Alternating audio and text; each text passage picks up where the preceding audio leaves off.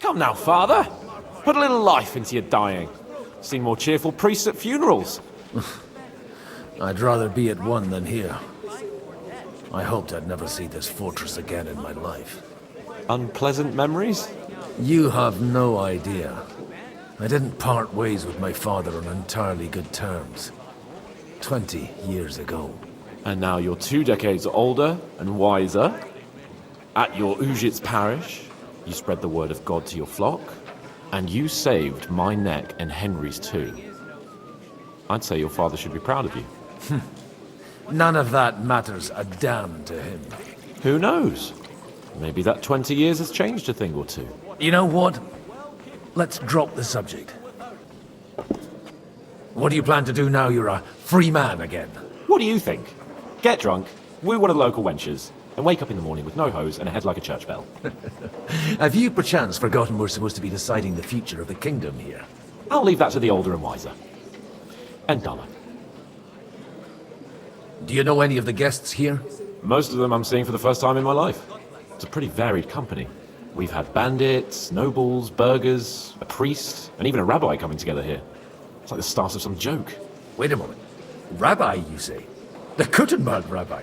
Yeah, he came with a retinue.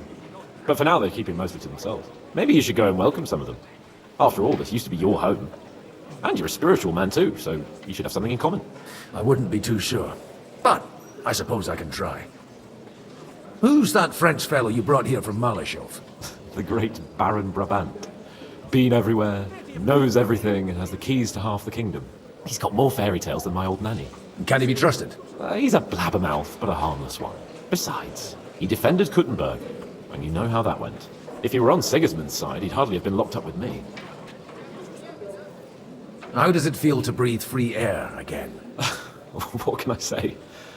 You can never truly appreciate freedom until someone locks you up for a while. Or until you become a priest. No fear of that in my case. I intend to enjoy life to the full. Wine, women, and song. Dear me. I'd rather creep off into some corner with a full wineskin. But I suppose I'll have to introduce myself to the rest of the guests, eh? Indeed you should. After all, you are one of the lords of Rabosh. Oh, don't start with that. I'd like to steer clear of the old man as long as I can. In that case, you should sound out Radzig and Hanush and find out what they're actually planning.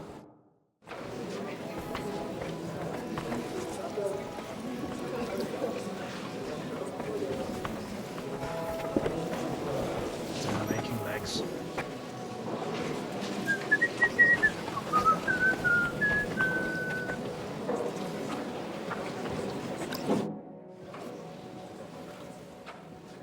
Such rare guests. One wouldn't expect to find among Christians representatives of your community. I'm Godwin. My greetings to you. Peace be with you. Neither would one expect a priest here, and yet... How do you know I'm a priest? It's not difficult to tell. After all, we have much in common.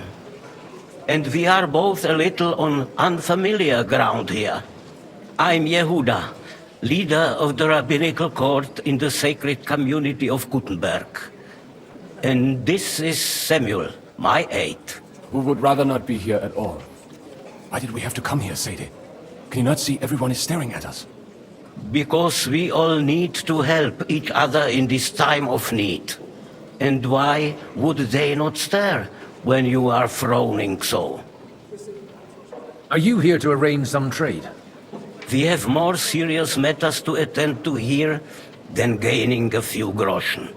The situation in the town and the kingdom is unsustainable. The whole land is on the brink of destruction. You have men and weapons. We have the means to sustain them. Why are you telling this to a Koimer? You wanted to deliver what we brought to the Margrave and quickly leave. Everything in good time, Samuel. We have just arrived, after all. Did you come to lend money to the lords? Not to lend, but to give. Help given to the needy is repaid only by God. You don't even know if you can trust them. With that money, we could have paid mercenaries ourselves. You remind me of my young friend Henry. He's a bit of a hothead too. Henry? That messenger of Radzig Copula? You know each other. You're both around the same age. That would be him. We did not get off to a very good start.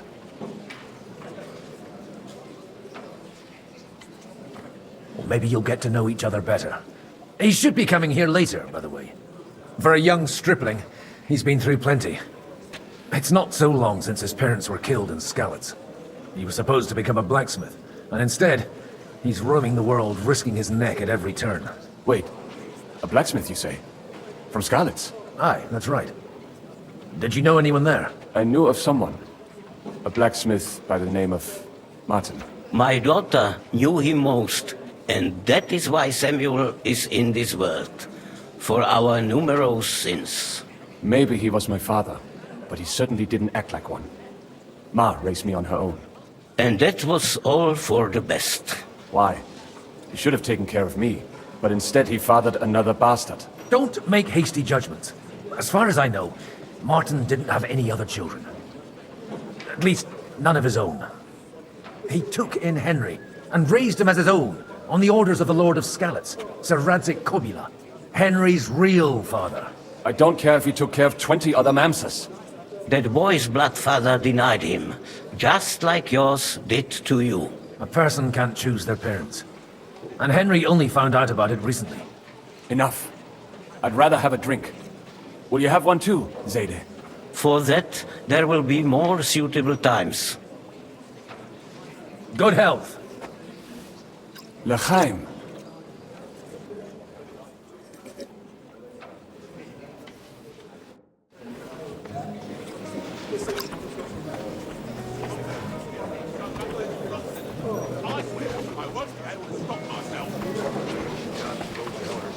Oh, I reckon she likes it. Good health to you, sir. I'm Godwin. A friend of that lad you arrived with, Henry. We don't know each other. Baron Vauquelin Brabant, Chevalier d'Arezzo.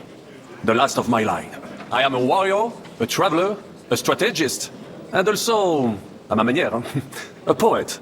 My word. Isn't that exhausting? Mais non! And I'm glad to meet a new friend. It's a pleasure to make your acquaintance, Baron. I knew right away we'd hit it off. How did you end up imprisoned in Malishov? Ah, c'est une histoire compliquée. It was after I heroically led the defense of Gothenburg, and only lost it narrowly by an unfortunate turn of events. That needs some explanation.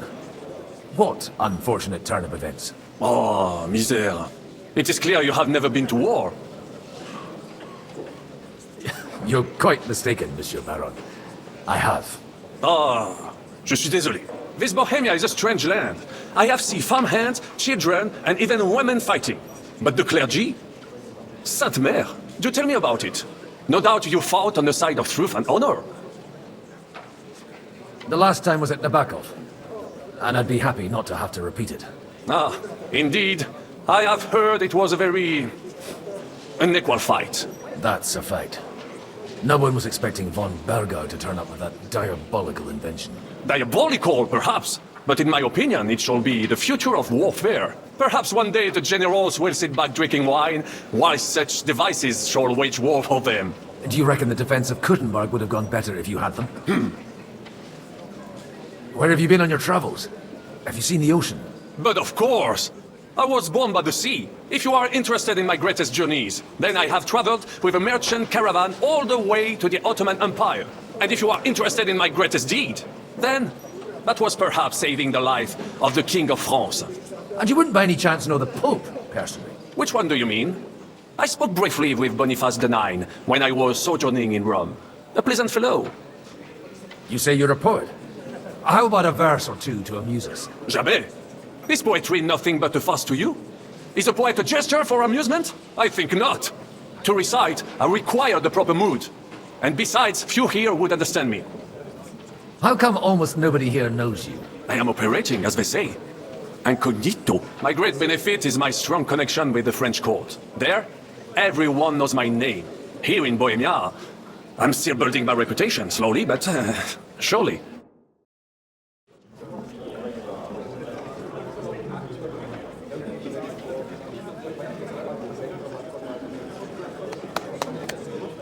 Dear friends and allies, in these troublesome times, you all know why we're here. The question remains, what to do next? Sigismund is facing troubles in Hungary, And here, too, he is up against resistance. He's a capable strategist, but a poor diplomat. Mark my words. If we wait him out until winter, he will leave of his own accord. By winter, he'll have torched all our fortresses and carried off everything that we possess. Are we seriously gonna wait and cower in a corner? Or are we gonna drive them out in shame? A few well-planned raids and we could have him in our fists! At what price? Have you got men to spare? Has any of you got men and money to spare? We don't have men out there. Yes, we do. We do not. Jobst is right. That whole sun won't fall easily. Only we can't wait. Are we to get ourselves killed? Or end with nothing.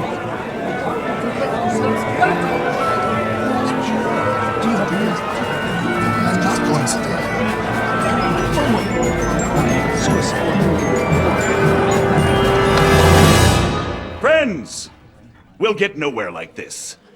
Let's adjourn ourselves and try to think it through.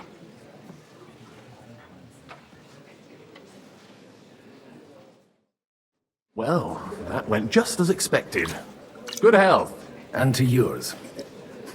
Could it have gone any other way when there's so many of us here? I would have expected a bit more sense from Jobst, of all people. He made an amateur's mistake. But it's hard to be angry with him when he's trying to ingratiate himself with everyone. By the way, I'm John of Liechtenstein. And you must be Godwin, the son of... That's not a thing I've ever boasted of. How do you know that? I have my sources. From what I've heard about you, I'd judge you could be quite useful to me at today's gathering. Is that so? Indeed. And that's why I'd like to ask something of you.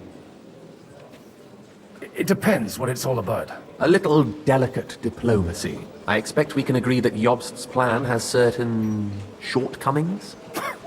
That's a weak word. And the way it stands at the moment, he'll never get the support of the council.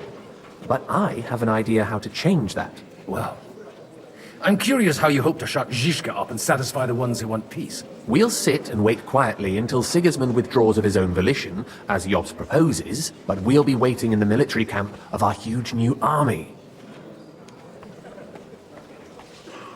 If Sigismund decides to mount an attack on the camp, it'd be a massacre. Ah, but it won't. Sigismund's army is demoralized and weakened. And besides, he's running out of resources. He's able to tackle fortresses that aren't able to defend themselves, but he won't engage an equal force on the battlefield. But he can't retreat either. That would be a disgrace. And that's exactly why we'll wait until he's called back to Hungary by events there. For the plan to work, we need allies, their money and their determination. We've already set the ground for it. We just need negotiators who will push the right people in the right direction. Are you saying you set everything in motion even before Jobst? More like in parallel, but without his knowledge. If we find support and make it look like the whole thing was his idea, we'll all win. Why are you doing all this anyway? Because I want to put a stop to the senseless deaths, and also because I'm happier with Wenceslas on the Bohemian throne. You've got an interesting way of approaching things. You're certainly not the first to tell me that. I take it as a compliment. I'll help you. What exactly should I do? I'll give you 3 names. Botchek of Kunstadt, Hamann Alder, and Anna of Waldstein. If you can get those 3 on our side, we've won the day. Meanwhile, I'll take care of Jobst. Why me, of all people? Because you've got a head on your shoulders. You know how to talk, and you're not just out for your own good. You and your friend Henry are similar in that respect. That's why I know I can count on you both. There aren't many like you two left. What if it doesn't work? I refuse to even consider that outcome. Because it would mean slow, but certain defeat for all of us. Tell me a bit more about those people, so I know who I'm dealing with. Certainly. Who do you want to start with? Botchek of Kunstadt. I know the name, but I can't quite place him. That's just the thing. He's got massive estates, great influence, but he holds back. He doesn't play the big game, because he doesn't like to take risks. He always goes for the sure thing. But once he's made his mind up, not even a pair of oxen will hold him back. Alder the Alderman. Wasn't he a Kuttenberg councillor? He still is. The only one who retained his position after the city was taken. Only he's here, instead of cozying up with Sigismund in Kuttenberg. So his days in the council are numbered. But he'll continue to have a strong influence on the guilds and the rich burghers. and that's why we need him. Anna of Waldstein. The widow of that rich mine owner. What was his name? Wenzel Bartosz. And I'm not surprised you forgot. I was quite surprised to see her here. Assemblies like this are more of a male affair? So far, Godwin, so far. Anna is holding back and behaving like an exemplary young widow. But don't trust appearances. She's got claws, she knows how to do her sums, and she certainly has no love lost for Sigismund. And what use can she be to us? Apart from her late husband's money, of course. She's as sharp as they come when it comes to trade, and she knows a thing or two about diplomacy. There are wicked tongues that claim Bartosz acquired most of his wealth thanks to her, and that it was thanks to her that he died, too. I'll get on it then. Wish me luck. I wish us both luck. Before the day is over, the die will be cast. I'd rather discuss those alliances sober.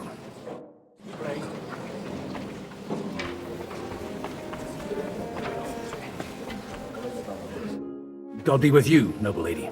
There's something I'd like to ask of you. God be with you. What would that be? Your diplomatic support. And your money. No beating around the bush, eh? I like that. But what do you want my money for? Margrave Job's plan has some gaps, milady. We need to gather enough resources to... To muster an army that Margrave can't afford on his own? Christ. Be praised. You're astute. I should say so. All sorts of people have their eyes on my money, and divining their intentions is a necessity. Although, between the two of us, it isn't hard to figure out what Liechtenstein is after. How do you know Liechtenstein's behind it? I know most of the people here very well. Many of them certainly have doubts about the Margrave's plans, but they wouldn't dream of stating them aloud. While it seems that Lord Liechtenstein, on the contrary, sees his opportunity. I'd say you have a better nose for people than most of this crowd. Not only for people, but also for good food and wine. And beneficial deals. Who did you learn from? In my experience, women usually learn other skills. I acquired the basics from my husband. God rest his soul. And the rest I learnt quickly, as soon as others started sniffing around his estate. So, to the point. What is it that Liechtenstein wants from me? Nothing more than support and resources for an army to parley more effectively with Sigismund. Nothing more? I'd say that's plenty. And why ask me for help? Why should I, of all people, take the risk?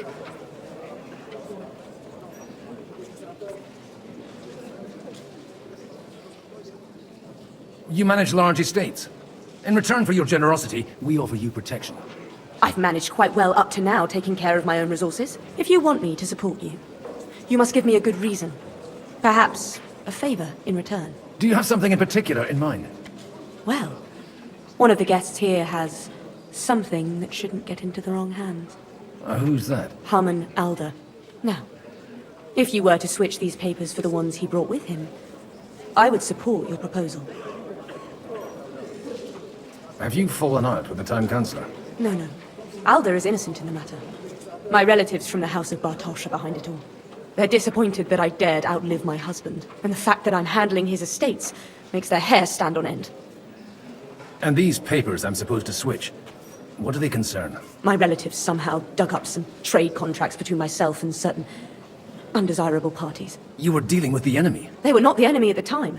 My conscience is clear, but I'll rest easier when those papers are in my hands.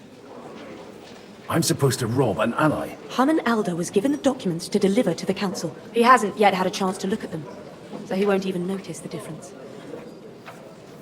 And the papers I'm supposed to plant on Alder? Just insignificant documents. If the incriminating ones disappeared without a trace, it would arouse suspicion. All right, I'll help you. Or at least I'll give it a try. Alder will surely have the papers in his saddlebags, which he left in the shed on the outer courtyard. Bring them to me, and put these there instead. But watch yourself. Odorin's groom has eyes everywhere.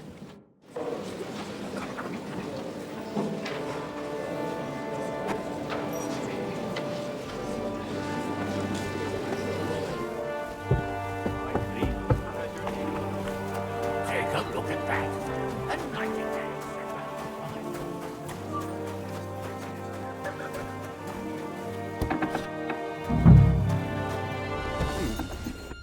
Hey, you! What are you doing here? No one's allowed in here.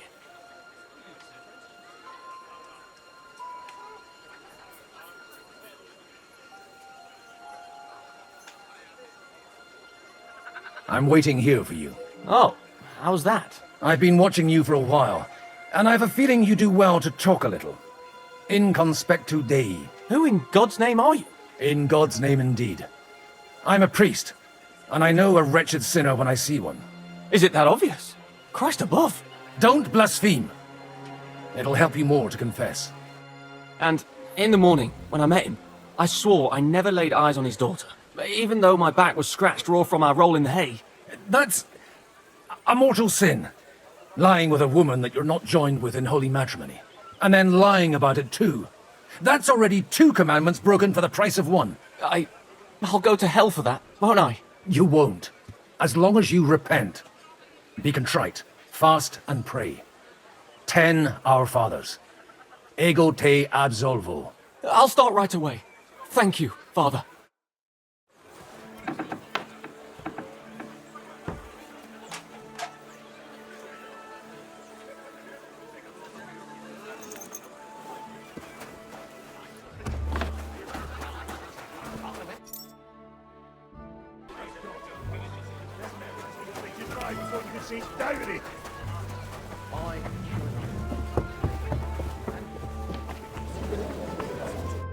I've got those papers from Alder for you. Quiet! You don't have to announce it to everyone. Lady, with all the clamour going on here, I can hardly hear my own thoughts. Here they are. You're more capable than I expected.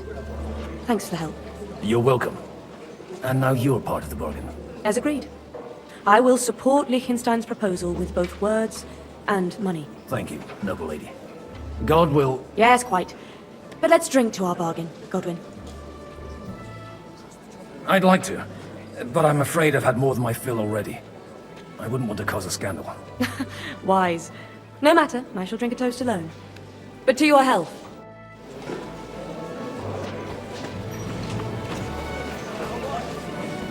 I tell you, nobody has the likes of these. Not even Bocek? Not even Bocek, and he's a... I'd like to check your horses out. See if they're as good as you say. Ha, even better. But you won't believe it until you see for yourself. And you might not believe your eyes when you do see them. Well, we have a new guest. I wanted to...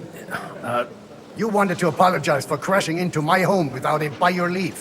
Or to arrest my guests some more? I want to have a word with Alder. Well, I'm having a word with you. I apologize, Father. For interrupting our conversation? Or just for being you? Is that your... Unfortunately. Speak up then. What are you doing here? We'll talk later and in private. Right now we have more important things to attend to. Don't try my patience. Why so strict, Martin? 20 years ago, he was nothing but a cheeky brat, only interested in wenches and booze. I got him a place at the Archbishopric to have some sense beaten into his head. Only it wasn't long before they kicked him out. And then I find out he's settled in some backwater parish in Sassau. But he took his boozing and whoring along with him, lost everything, and then came creeping home again. Huh? Try saying it again a little louder. They might not have heard you in the outer courtyard. You have the impertinence to show me your face after the way you disgraced our whole family?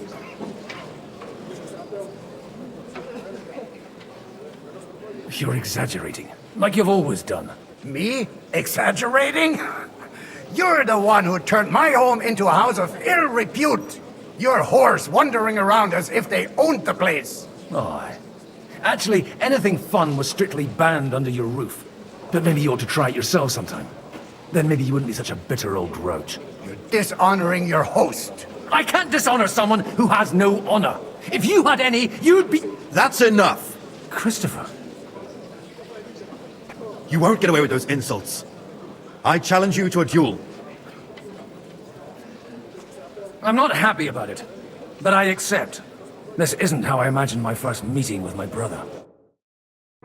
Make room for us. We'll just settle a very private matter. It's an honorable duel, man against man. Stay back!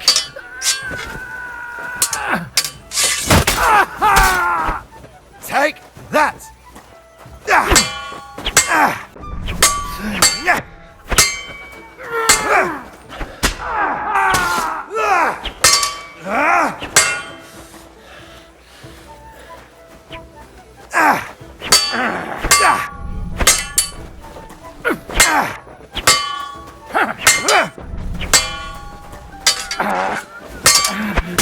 Aim with your whole arm, not just your wrist. Stand firm. Otherwise, the first blow will put you on your arse.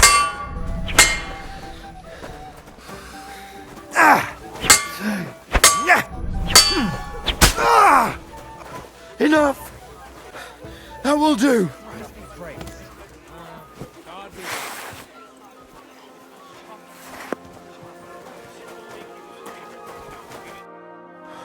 My God, where did you learn to wield a sword like that? Father always said you were a good-for-nothing boozer. But you could teach sword fighting in a school. I was in a war, right after they kicked me out of the archbishopric. And you ought to know yourself. Not all the faults that Father sees are real. Aye. Well, I apologize for going off like that. I had to, so that... So Father would be satisfied. I know. Only he'll never be satisfied. And the sooner you realize that, the better.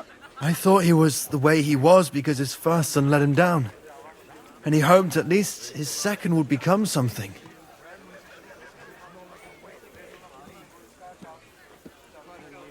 Not at all. I remember him the same since I was a nipper. When I was 6 years old, I fell off a horse and broke my leg. He wouldn't talk to me for a week because I'd let him down. The first time he took me hunting, he let me starve for 3 days until I was able to shoot my first hare. Only 3 days? He got soft. I always wondered who you were. There was never much talk about you at home. Look, I really did fuck up everything I could. I brawled and boozed until they threw me out of my own parish. But now, I have a chance to put things to rights a little. And that's why you want to talk to Alder? I've got to get him on our side and to cooperate with us. Aren't we all on the same side? Maybe everyone's saying that. But it's time to put it into action. After your encounter with Father, it won't be easy to get to Alder. Actually, I don't think you should even attempt it. Unless you want to anger Father even more. What else can I do, though? I'll talk to him myself. He'll hear me out for sure. But you'll have to trust me. And tell me what it's all about. Do I have any choice? If it's really that important, you don't. All right, then. You've heard Yob's plan, right? It's a nice idea, but we can't wait around without an army to back us up. Only no one's going to pay for one, because that would be an outright admission of rebelling against Sigismund. Alder's got some clout with the councillors and burghers who are loyal to Sigismund. If he agrees, they'll follow. I expect Alder's not the only one you're after. You got that right. Leave Alder to me. The plan sounds sensible, and he's no fool. I don't know how to thank you. You can drag me to a tavern sometime. Pa doesn't need to know about it. You're starting to sound like a brother. Look out!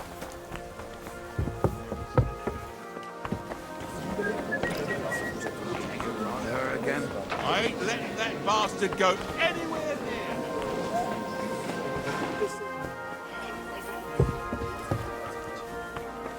Patricians and usurers. They're without honor. We're trying to forge an alliance against our common enemy. They're trying to do one thing and one thing only. Sir Bocek, I need to speak with you for a moment. A man hardly puts his cup to his lips and someone comes along to put a flea in his ear. Yobs comes up with a plan as full of holes as a beggar's shoes, and now you're all jostling to win me over for him. On the contrary, I've come here with an idea how to improve it. Does that improvement include a few thousand men-at-arms? If not, you can go to the devil with it. A few thousand men-at-arms as a convincing argument. And 100 horsemen on top. Only in order to get them, we need coin. You've got my attention, but not my money yet. Don't worry, it's not just your money I want to draw on. Believe it or not, we've gained other patrons for our cause too. Really? Name at least one of those lunatics then. Anna of Volstein, for instance. Truly? Well, let's see about it then. I wouldn't mention the word lunatic. All right, let's discuss it, candidly. I have a lot of property, lots of subjects to look after, and along with that, the Lord blessed me with a large family. I can't risk it all in a conflict with Sigismund. So you need guarantees that you won't be left standing in the cold if you openly oppose Sigismund? My guarantee is called Yitka. She's my niece. If I succeeded in marrying her off to another strong house, I'll have the certainty that I won't be left alone. Maybe it's enough to find a suitable groom among the allies. Perhaps someone of suitable standing who Yitka would also gladly accept. I don't want her to be unhappy. I believe Liechtenstein is single. And an uncertain party. Besides, he's inconvenient for Sigismund. Yitka could end up being a pawn to blackmail both of us. How about young Lord Capon? He's a youngster still.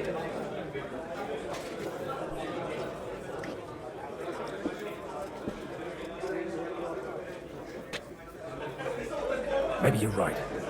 I reckon he's not ready for marriage yet. No man of any age ever is. But it's especially true for young rascals like that one. On the other hand, the Lords of Lipa have a good reputation, and Harish can always be relied on, despite his temper. Maybe it's not such a bad idea. So, will you support our plan? You're selling the skin of a boar that's still grunting. First, I want a confirmation that the wedding will take place, as soon as possible. And what if Lord Capon refuses? I don't care what the young lord thinks. Hanush is the one to decide. If he agrees, I'll be happy to support your plan. Pushing a friend to tie the knot to save the kingdom. Things have come to a pretty pass. The kingdom will not forget his sacrifice. Now stop dilly-dallying and go and tell Hanush.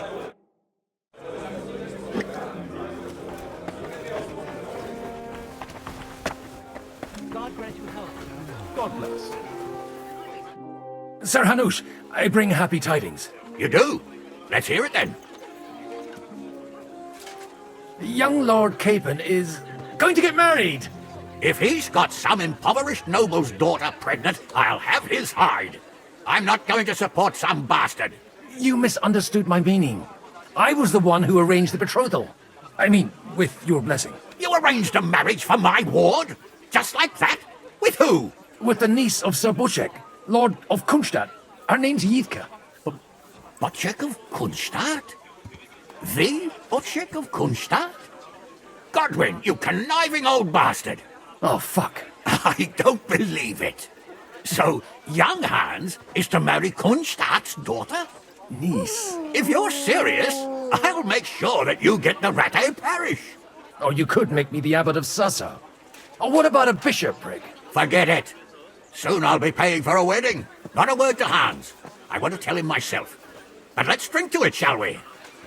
Cheers! Cheers to you, and to your parleying skills.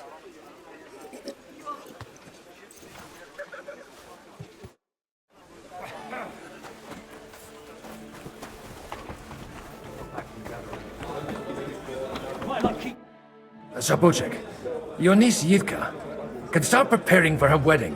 So Hanush agreed, without reservations. Indeed. Then I will fulfill my end of the bargain without reservation. Thank you, Lord of Kunstadt. Enough formality. We'll have a drink. What do you say? Cheers to the beautiful Lady Yitka and the unhappy Lord Capon. Here's to a good bargain.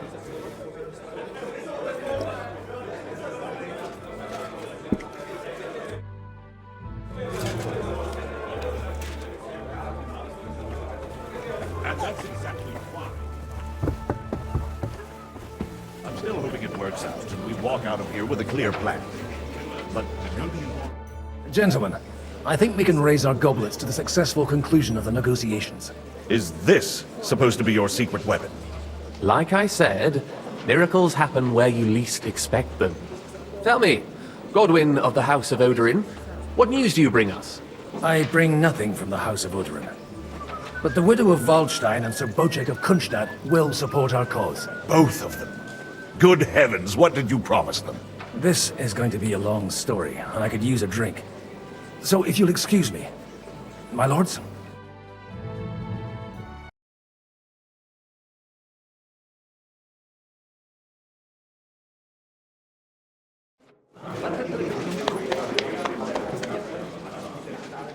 It would seem that we have all benefited from the break in these proceedings. New alliances have been formed. And I have also changed my plans. We shall still wait for Sigismund to withdraw his troops of his own accord. But We will wait with an army at our backs. And how are we to raise an army? Wasn't it made clear at the meeting that no one wants to take the risk? The only thing made clear was that each of us alone is weak, and that we could not find common ground. But that has now changed. King Wenceslas is, by the will of God, the balbatim of all his subjects. Not only the Christians. Our community, and not only ours, will give you coin. The Kuttenberg houses are still loyal to King Wenceslas, and we stand with Lord Ruthard. And if that's not enough, the houses of Leiper and Kunstadt will unite and march side by side.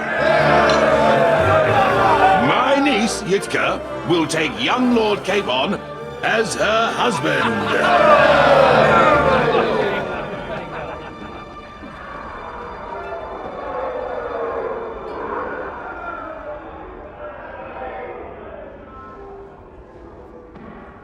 Lords Kunstadt, Hanush, Radzig, and I will set out immediately. God willing, we will be back within 3 weeks, along with an army. Now those are words worthy of a nobleman. My friend, I still believe that words are more powerful than swords. And our words will ring in 1,000 voices to the glory of King Wenceslas!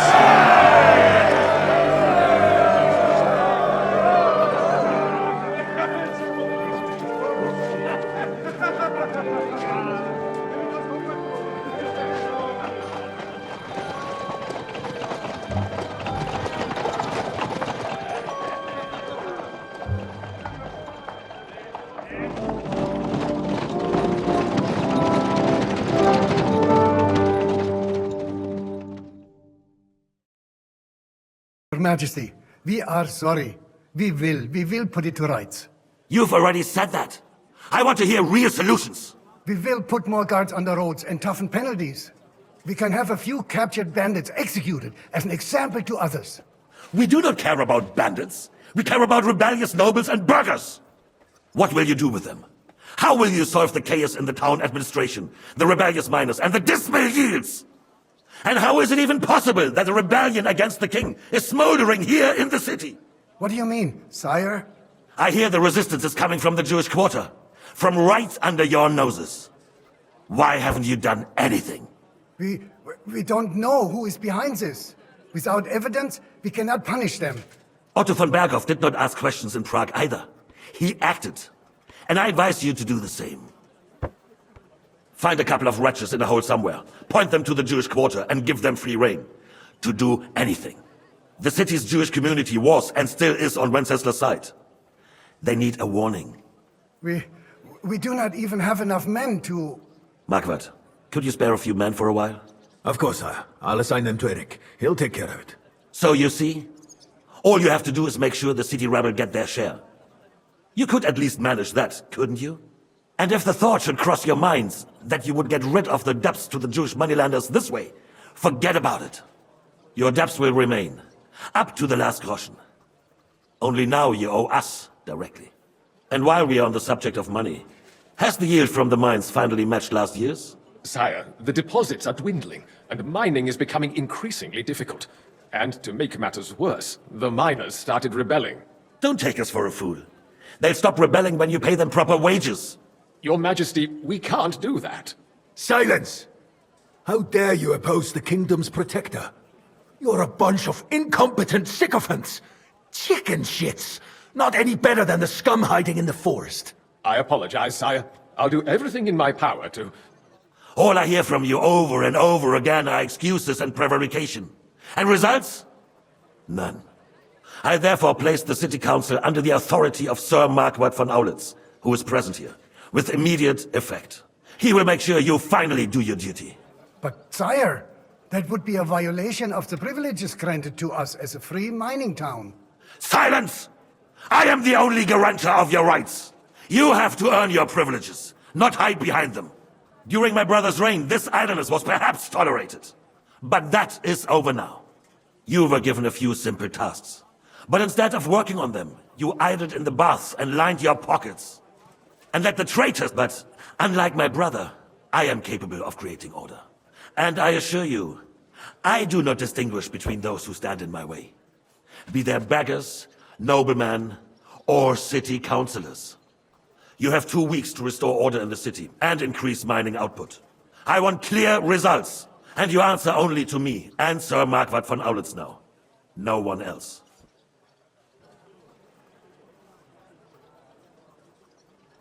The council is dismissed.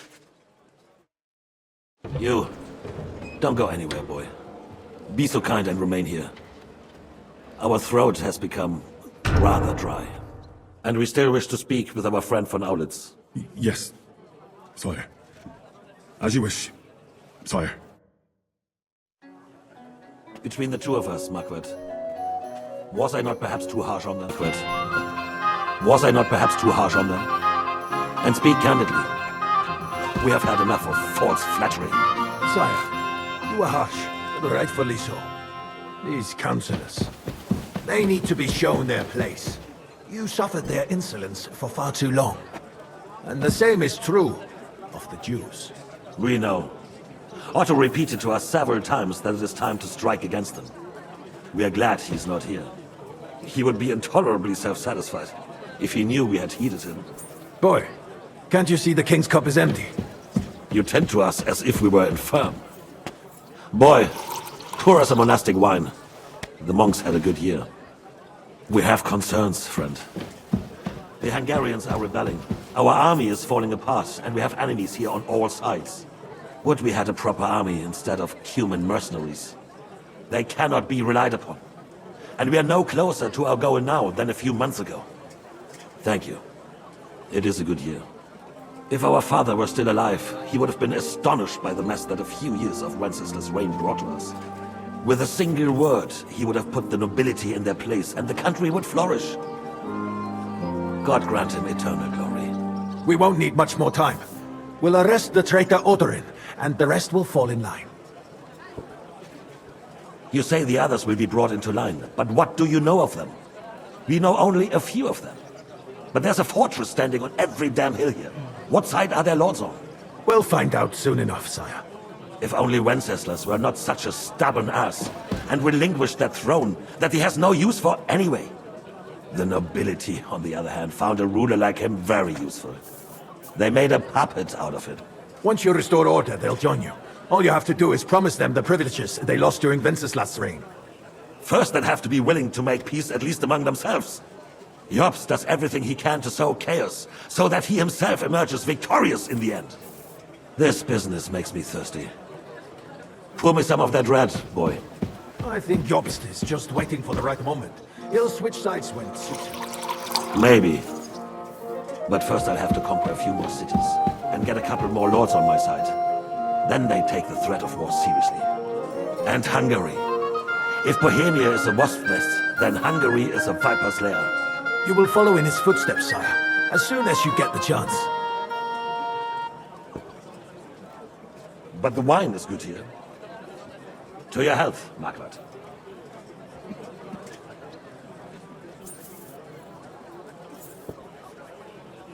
And to your health too, boy. May your children grow in a land ruled by a good king. Thank you, sire. You are too magnanimous. Why? You did a good job. You can be proud of yourself. To your health, your majesty.